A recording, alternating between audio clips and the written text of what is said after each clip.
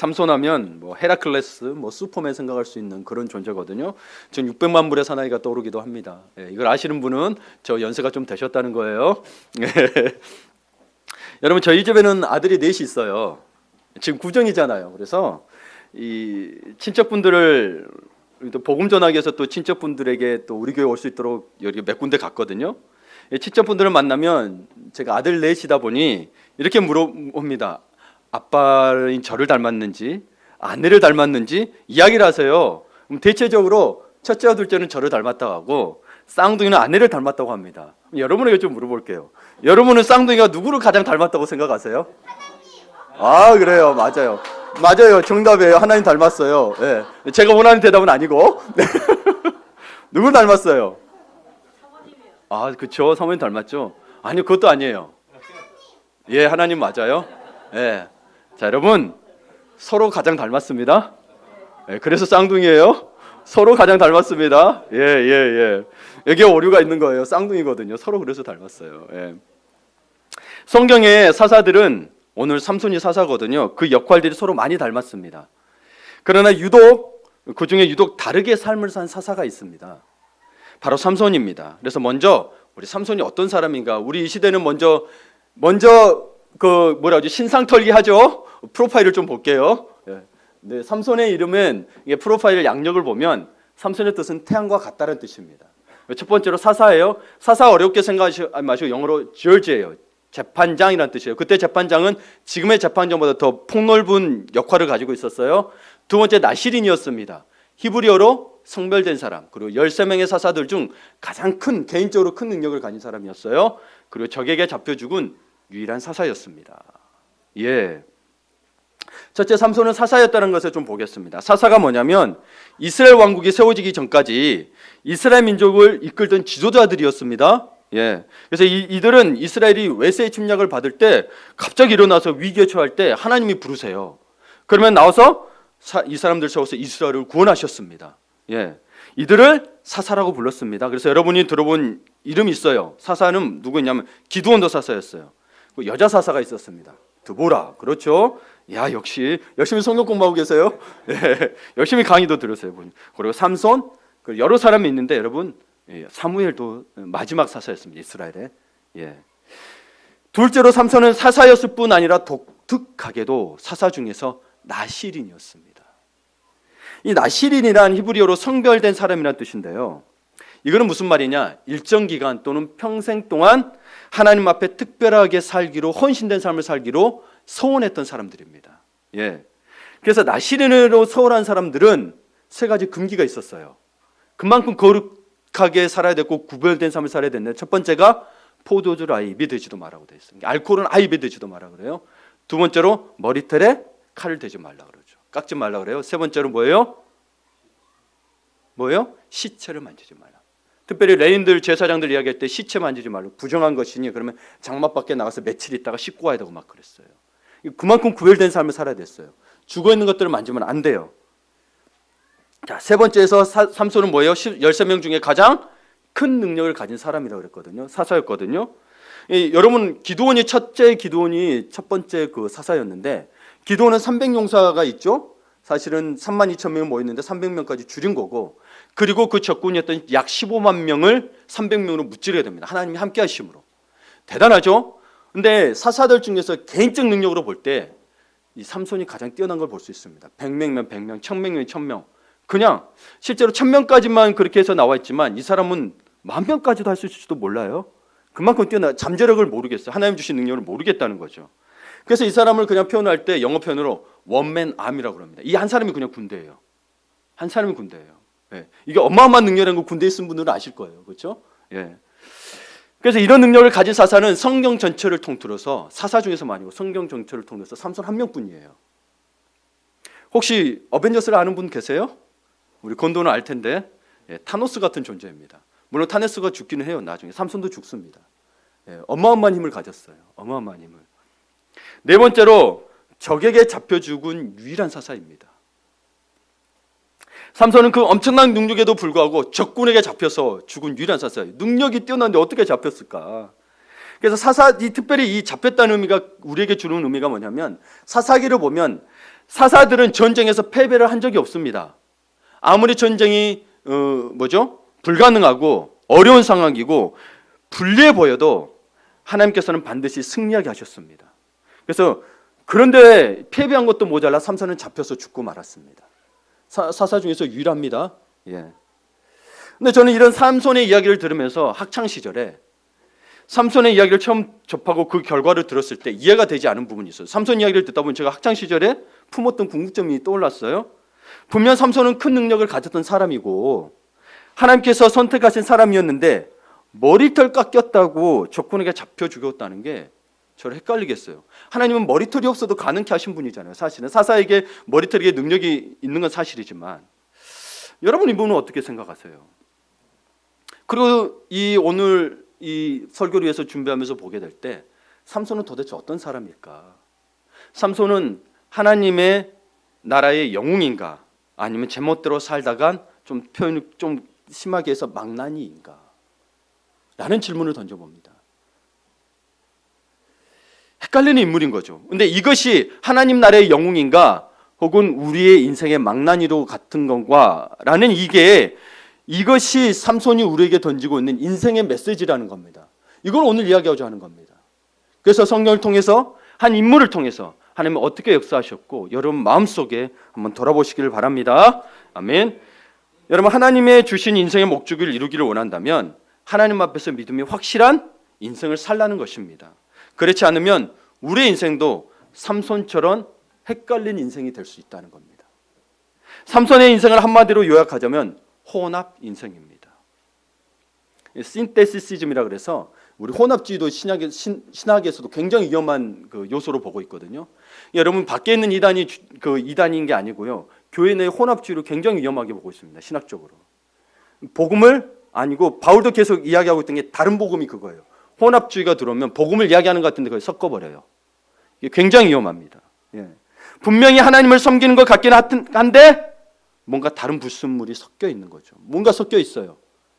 진리를 이야기하는 것 같은데 진리가 아닌 것 같아. 근데 불행한 것은 이것이 삼손만의 이야기가 아니라는 거예요. 삼손 헷갈림은 우리 주위에서 어렵지 않게 발견할 수 있습니다. 분명히 예수 믿는 사람 같은데 저건 뭐지? 예수 믿는 사람 같다고 해서 여러분 종교다운지를 이야기해요. 근데 유일신을 이야기하거든요. 근데 예수의 십자가의 사랑의 깊이를 모르고 종교주의가 다 낫다. 그게 사랑이다로 이야기하는데 착각인 거죠. 우리가 한번 생각해야 될 문제입니다. 심지어 어떤 경우에는 목사님이고 장로님이고 인생이 이게 뭐지라고 만드는 경우를 접하곤 합니다. 자, 그렇다면 제가 다른 사람은 그만두고 나 자신은 어떠한가? 여러분 자신은 어떠한가 한번 봤으면 좋겠습니다. 하나님 앞에서 믿음이 확실한 인생을 살고 있나요? 예. 삼손의 인생의 목적을 망가뜨린 혼합신앙이 내게는 없는 것일까요? 한번 생각해 보시길 바랍니다. 예.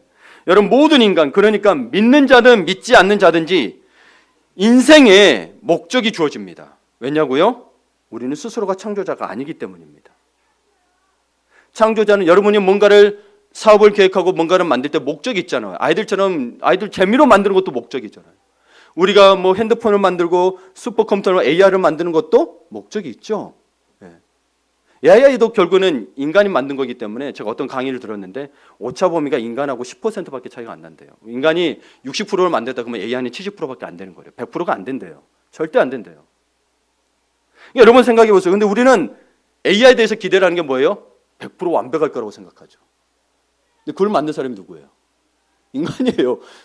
처리 능력 속도가 빠르고 어떤 조합은 빠를지 몰라도 정보 능력은 진리를 가려낼 능력이 안 됩니다. 설계자가 넣은 만큼만 되게 돼 있는 겁니다. 여러분 그래서 우리는 수소자가 창조가 아니기 때문에 우리를 만드시고 생명 주신 창조주가 있다는 겁니다. 여러분 우리 인간은 출발을 단세포에서 한 게 아니에요.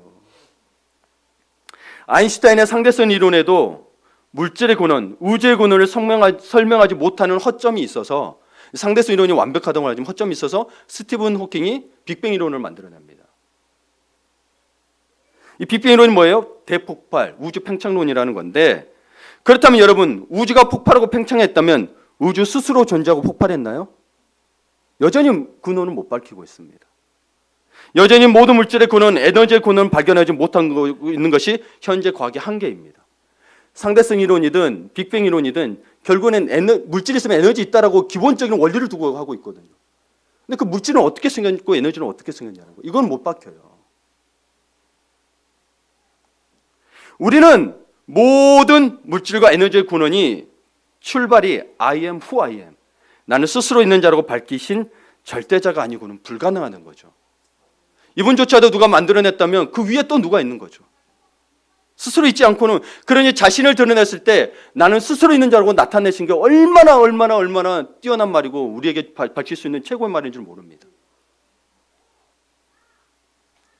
그러니 여러분 생각해 보세요. 이제 그리스도에는 그 절대자를 only one God, 오직 한 분 하나님이라고 이야기하는 거예요. 이게 신이 많다면, 종교다원주의를 이야기하는 분들이 계세요. 기독교 안에서도.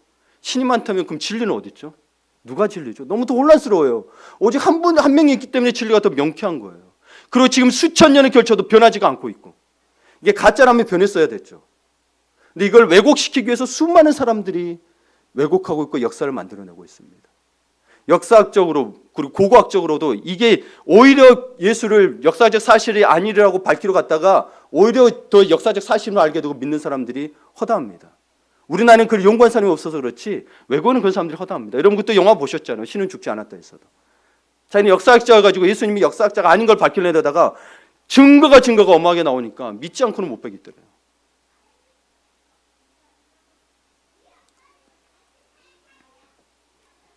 여러분 그분 하나님이 우리를 인간을 만드신 목적이 뭐예요?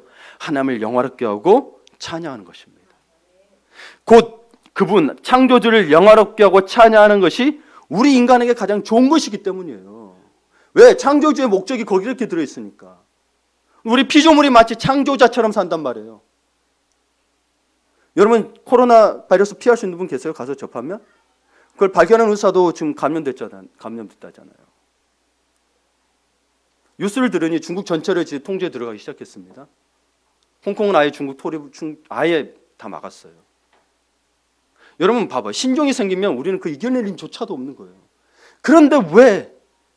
근데 그거 뉴스 듣다 보니 또 뭐 펜션에 폭파해가지고 4명이 죽고 9명이 뭐 몇 명이 죽고 또 고속도로에서 사고 나고 우리가 알고 갔나요?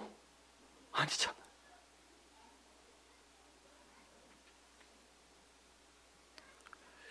우리는 질병, 사고, 자연재해, 심지어 인간끼리 속이고 사기치는 것, 그리고 죽음 앞에서 세상의 모든 재물과 건강을 가졌어도 피해갈 수가 없고 그를 어떻게 바꿀 수도 없는 존재입니다. 제발 우리 한계를 알았으면 좋겠습니다. 그러므로 우리는 자신의 인생관, 세계관을 바로 세워야 합니다. 삼성과 같이 헷갈린 호남 신앙의 것을 빼내야 합니다. 빼내야 합니다. 연세대 학부의 김학철 교수님이라는 분이 계시는데 이분이 속물 세계관에 대해서 이야기를 했어요. 자, 속물이 뭐냐? 어떤 사람이 가진 사회적 지위하고 그 사람의 가치를 동등하게 놓고 평가하는 거예요. 다시요. 어떤 사람이 가진 사회적 지위하고 그 사람은 그 지위하고 똑같이 동등하게 평가하는 건데 예를 들어 볼게요. 국회의원이면 가장 국민을 생각하고 열심히 일하는 사람이라고 알고 있습니다. 그러면 정화조 청소부면 가장 무식하고 가장 못 살고 이런 식으로 알고 있다는 거예요. 이게 속물근성이라는 거예요. 이해되세요? 여러분 국회의원이라고 해서 여러분 다 열심히 하고 국민 살아하던가요? 아닙니다. 여러분 거지라고 해서 여러분 그 사람이 다 나쁘고 무식하고 그런가요? 아니거든요. 진짜 엘리트들이 또 사업 망해서 이렇게 가서 되는 것도 있거든요. 근데 우리는 그 지위하고 이거 같이 보는 걸 이걸 속물근성이라고 이야기합니다. 우리는 근데 그런 식으로 평가를 하죠. 이런 세계관을 가지고 있는 사람들이 제일 먼저 하는 것이 어떤 거냐면 이 사람이 나보다 돈이 더 많냐 적냐를 본다고 합니다. 이걸 연구한 거예요. 심리적으로. 권력이 있냐 없냐로 구분한다고 합니다. 또 교양속물이라고 있다고. 교양속물. 저 사람이 나보다 교양이 있느냐 없느냐로 따라서 나보다 높고 낮고를 평가한대요. 근데 여러분 여기에 공통점이 있어요. 속물에 공통점이 있는 게 뭐냐면 비교하고 구분해서 차별을 만드는 거랍니다. 보세요. 비교하고 구분해서 차별을 만드는 거예요. 기독교는 차별을 두지 않습니다. 그렇죠? 평등합니다. 그리고 다른 거죠. 틀린 게 아니고 틀리다고 하면 차별이 생겨요. 근데 여러분, 우리 기독교인이라고 피해갈 수 없는 게 있습니다. 제가 인생을 살아오면서 느꼈지만 기독교인들도 이 속물근성을 가지고 있었던 부분이 자녀에 대해서입니다. 하나님 복 주셔서 내 자녀가 복을 받았어요. 맞아요. 근데 너는 하나님 복을 안 주셔서 그런 것 같아라는 마음을 가지고 있죠. 나는 안 그랬을지라도 상대방은 그 마음이 드는 거예요. 제가 왜 이야기를 하냐면, 제가 미국에 있을 때 우리 이매기를 낳고는 제 아내 첫째 가지고 자꾸 속물근성을 보였어요. 근데 캔사스에 가서 그 캠퍼스에 살면서, 학교 캠퍼스에 살면서 아이가 이제 넷이 있잖아요. 이 아이들의 다른들은 막 애들이 막 이쁘다고 칭찬을 해요. 근데 제 아내는 칭찬을 안 하는 거예요. 여보, 당신도 좀 칭찬해. 그랬더니 제 아내가 그런 거예요. 여보, 나는 내 아이들 칭찬하고 싶지 않다고. 하나님이 그걸 기뻐하실까? 내가 칭찬한다고 하면 저 사람, 상대적으로 저 아이들은 그런 비교되는 건데 제가 충격받았어요. 그래서 제가 아직도 그걸 기억해요. 그래서 좋은 믿음의 삶을 가지고 있구나. 우리는 그거를 하나님 주신 축복으로 이야기하고 있지만 오히려 근데 그게 내 자랑이 되고 상대에게는 비교가 되는 역할을 하게 됐다는 것을 기억해 주시길 바랍니다. 남이 칭찬해 주면 들으면 되는 거지, 내가 칭찬하면은 항상 그런 위험이 존재를 하게 되더라고요. 그래서 여러분, 속물들은 높은 지위를 추구한다고 합니다. 그래서 내 자녀가 뭐 백수면은 말도 못하고 저기 어디 가서 잘하고 있으면 칭찬하고, 어때요? 내 자녀가 백수라도 하나님 사랑 안 하나요? 근데 그걸 자신 있게 못하는 거예요. 사람들이 어떻게 볼까 봐. 다 속물근성 때문에 그렇죠. 근데 차마 말하기는 어렵죠. 세상에서 또 손가락질할까 봐. 그렇다고 높은 위치에 가면 제 자녀들을 자랑하기 시작합니다. 그것도 좀 생각해 봐야 되겠죠. 공통적으로 속물들이 높은 지위를 추구한대요. 그래서 그게 능력주의 사회와 속물주의 사회를 섞여가지고 이 세계관을 가지고 살아가는 사람들 절대 행복할 수가 없답니다. 다 가졌다고 칩시다. 물질도 위치도 다 가졌어요. 근데 이 사람한테는 불안하대요. 언제 내려갈 줄 모르고 언제 어떻게 될 줄 모르니까. 여러분, 이러한 우리 신앙 가운데도 혼합신앙이 있다는 겁니다. 그리스도인일지라도. 그래서 삼세는 혼합신앙을 봄이 크게 세 가지로 요약될 수 있습니다. 목적의 혼합, 방법의 혼합, 결과의 혼합입니다. 자, 목적, 방법, 결과예요. 이 세 가지를 볼게요. 첫 번째, 혼합신앙은 목적의 혼합에서부터 시작됩니다. 목적이 혼합됐어요. 사사기 14장 1절에서 4절을 봅니다. 여러분 16장 보셨죠? 앞에 성경처럼 봐보세요. 14장 가보세요.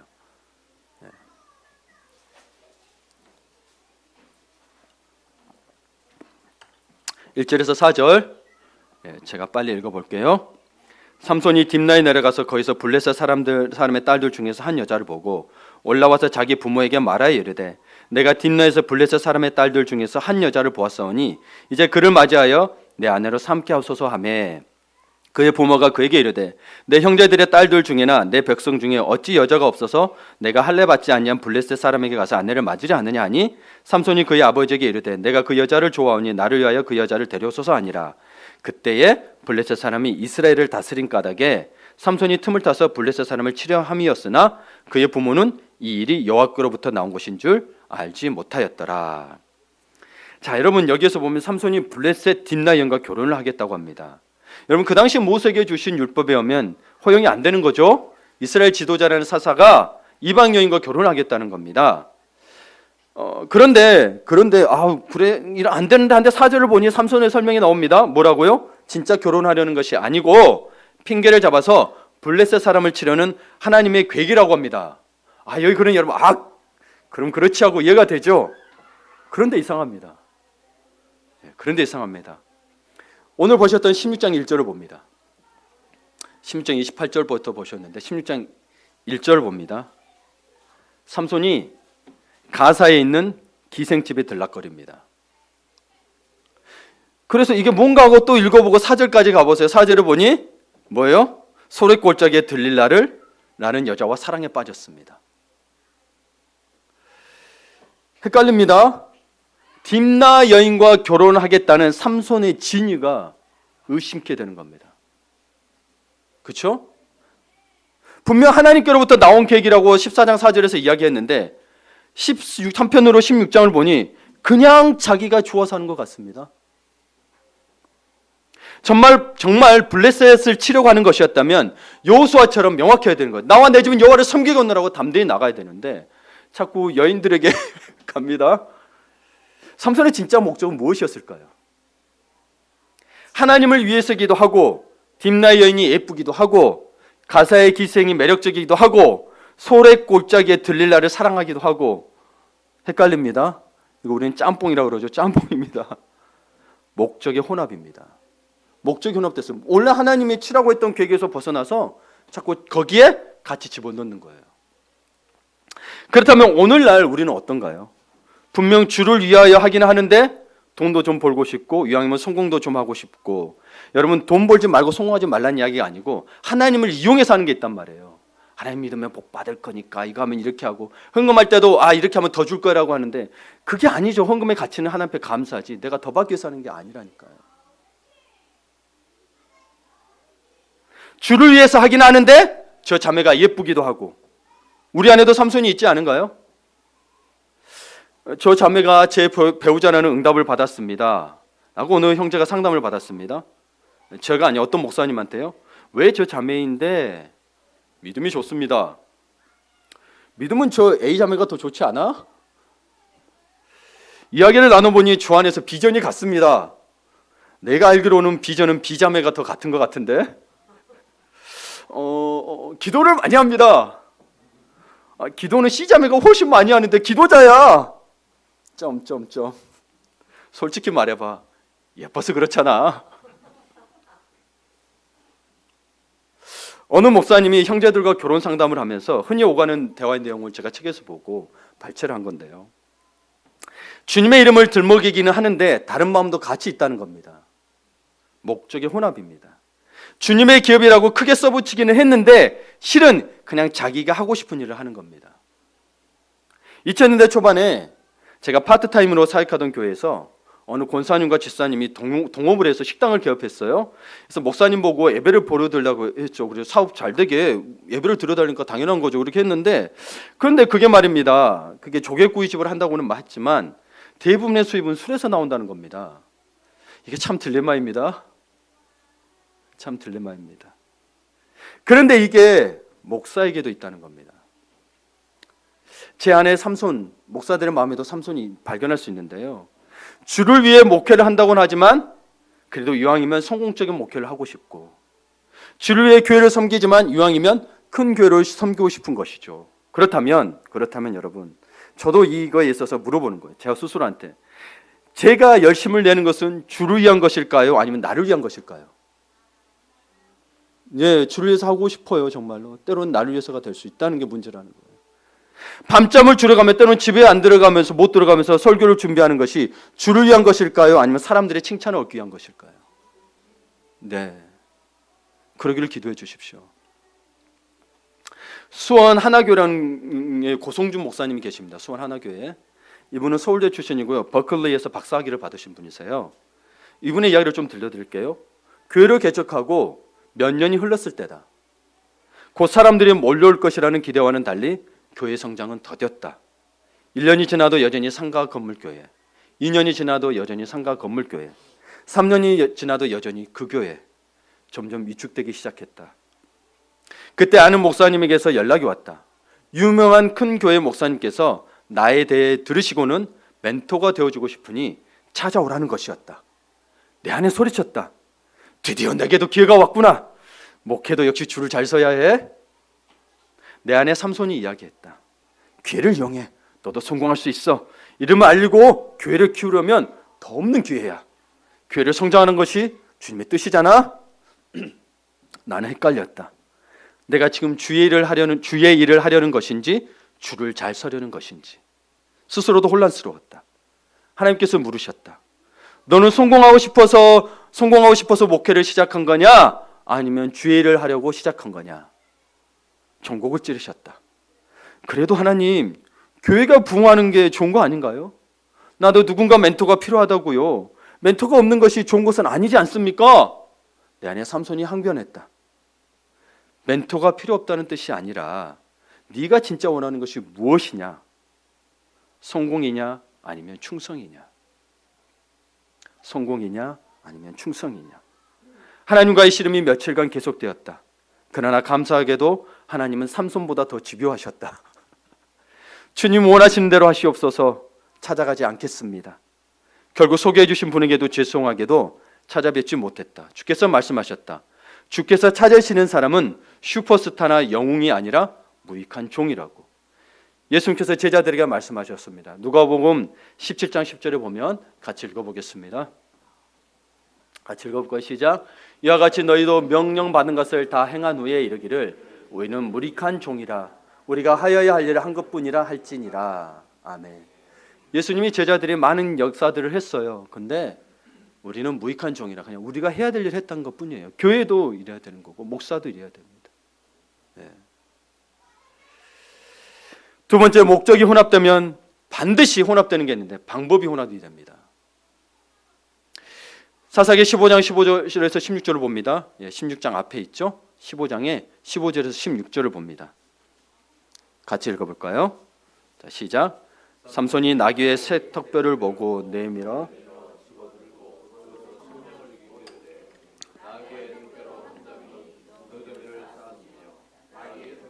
내가 1000명을 죽었도다 하니라. 아멘.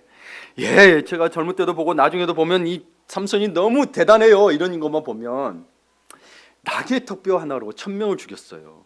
얼핏 보면 별 문제가 없어 보입니다. 적군을 죽였으면 되니까요. 근데 문제는 뭐가 있어요? 삼손이 나시린이라는 데 있습니다.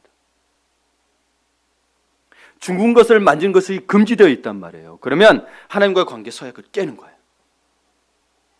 근데 우리는 이 능력 향한 것만 봤죠? 아니요, 삼손은 그 하나님과 서약을 깨고 있어요. 눈에 보는 것만 보는 게 전부가 아니에요, 여러분. 그래도 이런 질문을 하신 분이 계실 거예요. 목사님, 그래도 나귀 턱뼈는 블레셋 사람들과 싸울 수 있도록 하나님께서 주신 은혜의 선물로 봐야 되는 거 아닙니까? 라고 물으신다면 저도 좀 말하기는 좀 곤란합니다. 왜냐하면 어떤 때 어떻게 평가할지 모르겠고, 그러나 여기에 있을 때 그 이긴 걸 보면 또 그렇긴 합니다. 그러나 이거에 대해서 제가 할지는 몰라도 하나님의 어떤 분이신가는 말할 수 있습니다. 제가 성경을 보고 지금까지 살아오고 다른 많은 사람들의 간증을 들어보고 엮어봐도 한 가지 확실한 것은 하나님께서는 목적을 이루시기 위해 자신이 말씀하신 바를 이루시기 위해 방법을 타협하지 않으신다는 겁니다. 자신이 말씀하신 바 그대로 정직하고 거룩하게 행하신다는 겁니다. 우리가 보기에 아주 뺑 돌아가도 그분은 그렇게 하신다는 분이다. 그렇지 않으면 우리가 믿는 분이 오류가 생겨요. 이분이 거룩한 분이 안 되는 거예요. 90.9%가 진리가 아니에요. 100%가 돼야 진리인 거지. 여러분 또 예를 들어볼까요? 사울 왕이 제사장 사무엘을 기다리지 않고 스스로 제사를 드렸다가 하나님께 버림받는 사건을 생각해 보시기 바랍니다. 제사는 레위만이 드릴 수 있다고 하나님이 정하셨지만 사울의 생각은 좀 달랐습니다. 이 생각이 타당해요. 보세요. 전쟁에 이기고 싶었다는 거죠. 빨리 해야, 이때 해야 이길 수 있다는 거예요. 전쟁도 타이밍이 중요하잖아요. 그 당시에는. 전쟁에서 이기는 것이 중요하기 때문에 방법은 조금 융통성이 있어도 된다고 생각했습니다. 목적이 방법을 정당화시켜버렸습니다. 하나님 분명히 제사는 안 된다고 했어요. 사무엘을 기다리라고 했어요. 근데 자기가 제사 드려버리고 전쟁에 나가요. 물론 승리했습니다. 목적이 방법을 정당화시켜버리면 하나님은 우리에게 주신 목적은 뭐죠? 그렇죠? 11조 많이 하겠다고 직원들을 착취하거나 교회 건축하겠다고 1,000번째 헌금 드리라고 한다거나 사용하지 말아야 할 방법을 사용한다는 것은 결국은 나의 욕심이 있기 때문입니다. 하나님의 말씀이 그런 게 아니고요. 하나님이 11조 건축헌금 하지 말라는 게 아니고 그걸 그렇게 이용하는 거는요. 여러분 그건 나의 욕심 때문이에요. 목회자의 욕심인 거고. 과거에 두렙돈이 그랬어요. 여러분 역사적 배경을 보셔야 돼요. 그냥 두렙돈 받지냐고 할 때는 부자들 그 헌금 뜯어내려고 하는 거예요. 과부도 이렇게 했으니 너희도 바쳐라 그거거든요. 근데 그 배경을 봐보세요. 얼마나 썩어 있었는지. 하나님 그렇게 예수님 바치지 말라는 게 아니고 과부의 그 생계가 필요한 그 두렙돈까지 바치겠다는 데 문제가 있다는 거예요.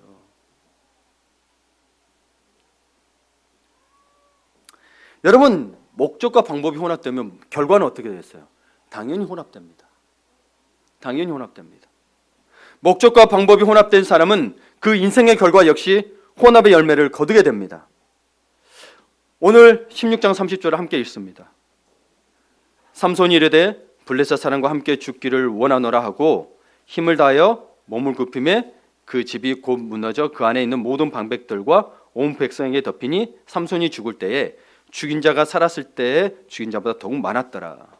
저는 이 장면이 머리에 항상 있습니다. 예전에 그 영화를 보면 삼손이 눈 이렇게 맷돌 두물고 있다 머리가 이렇게 자랐어요. 하나님 가게 쉬어 나가가지고 눈으로 벽을 미는데 블레셋은 어마어마하게 죽었습니다. 하나님 끝까지 대단하시다 했는데, 여러분 이걸 승리라고 해야지 비극이라고 해야 될지 지금에서는 너무 애매한 거예요. 다른 어떤 사사도 적군의 포로가 되거나 조롱당하는 사람이 없었어요. 사사를 그렇게 주님이 세우셨고 인도하셨어요. 그리고 어떤 사사도 한 사람이 그렇게 많은 적군을 무찌른 예가 성경에 없습니다. 근데 이 일로 적군뿐 아니라 자신도 죽었단 말이에요. 나시린의 서약도 깨고. 여기서 승리라고 했지 비극이라 해야 될지 저는 비극으로 받아들여집니다. 내가 삼손이라면. 담임 목사님을 하시는 분들이 가장 곤혹스러울 때가 있습니다. 이번에도 구약의 파노라마 들어갔는데 창동교회 목사님하고 저하고 담임 목사님 두 사람이었어요. 이분도 부교육자가 한 서너 명 되시는 분인데 직접 오셨더라고. 근데 또 다음에 또 들어야 돼. 왜냐면 성도가 많으면 장례가 많아요. 들이다 오후에 가가지고 수료증을 못 받았어요. 근데 그분이 이 신약의 파노라마 때도 오셨더라고요. 제가 신약 파노라마도 이번 주에 갔었는데 그분이 그러면서 이야기하는 거예요. 이번 장례는 좀 애매하고 힘들었다고. 그러면서 다른 담임 목사님들이 이야기하던 생각들이 떠올랐어요. 이 담임 목사님들이 가장 곤혹스러울 때가 뭐냐면 장례식장에서 장례 예배를 드릴 때입니다. 왜냐하면 이분은 하나님의 사람입니다라고 말하기도 못하고 그렇다고 아니라고 말하기도 못하고. 여러분의 인생은 장례식장에서 어떻게 목사들이 설교해 줄까요? 혼합신앙의 마지막 모습의 예배가 그 모습이라는 겁니다. 인생의 마지막에 여러분은 어떤 열매를 거두기를 원하십니까? 그렇다면 여러분이 지금 어떤 씨앗을 심느냐에 달려 있다는 겁니다. 하나님의 큰 역사, 블레셋 군인들이 죽는 건 볼 수 있지만 자신이 그 가운데 함께 멸망한다면 어떻게 해야 할까요? 어떻게 해야 할까요? 여러분, 그래서 그렇지 않기 위해 하나님의 말씀에 기초를 둔 그 마음을 지키시기를 바랍니다. 지키셔야 합니다. 그래서 계속 지키라고 해야 하는 거예요. 가드하듯이 이렇게 지키라고 표현한 거예요. Keep going. 계속 지키라는 거예요. 한 번 지키는 거 말고. 그래 삶에서 여러분이 그 동계 순수함을 지키기 위해서 끊임없이 기도해야 되는 거예요. 쉬지 말고 기도하라는 거예요. 괜히 이게 하나님의 뜻이라고 말한 게 아니란 말이에요. 우리의 인생을 위해서 말씀하신 거예요. 기뻐하지 않으면 절망하고 결국 주님을 떠나게 되어 있습니다. 어렵고 힘들어도 기뻐하면 하나님이 해결해 주신 걸 볼 수 있거든요. 지혜자는 이렇게 이야기했습니다. 지킬 만한 것 중에 무엇보다 마음을 지키라. 순수한 마음을 지키라는 거죠. 여러분, 사기치는 사람들이 처음에 엄청 순수한 처럼 다가오잖아요. 마음 뭐예요? 벌써 어떻게 하면 더 많이 끌어내가지고 이 사람 상황 필요 없어요. 부모가 뭐 수술해야 되는 수술비 필요한 거 이것도 없어요. 모든 걸 빼내려고 그래요. 고혈이라고 그래요. 아주 빼내려고 그런 거예요. 여러분, 그래서 우리는 주의 일을 할 때, 그리고 주의 주신 인생을 살아갈 때 그분의 인도하심과 도우심에 의지하셔야 합니다. 아멘. 내 능력으로 해치려는 유혹을 넘어서서, 근데 여러분 능력으로 해서 됐나요? 됐다고 해봐야 결국에는 누군가를 밟고 일어서는 거잖아요. 그렇죠? 혹은 사기치거나. 느리고 더뎌 보여도 기도로 일하는 것을 배워야 합니다. 먼 길을 돌아가는 것 같아도 하나님 말씀 안에서 일하는 것을 배워야 합니다. 예. 어제 여러분에게 보내준, 그저께 보냈나요? 설날 예배에 대한 거, 아브라함과 이삭에 대한 것을 보냈지만, 여러분 거기에 보세요. 결국에는 아브라함은 하나님이 약속의 땅에 갔다가 기근이 드니 애굽에 내려갔지만 이삭은 그랄에 머물러니 머물러 했단 말이에요.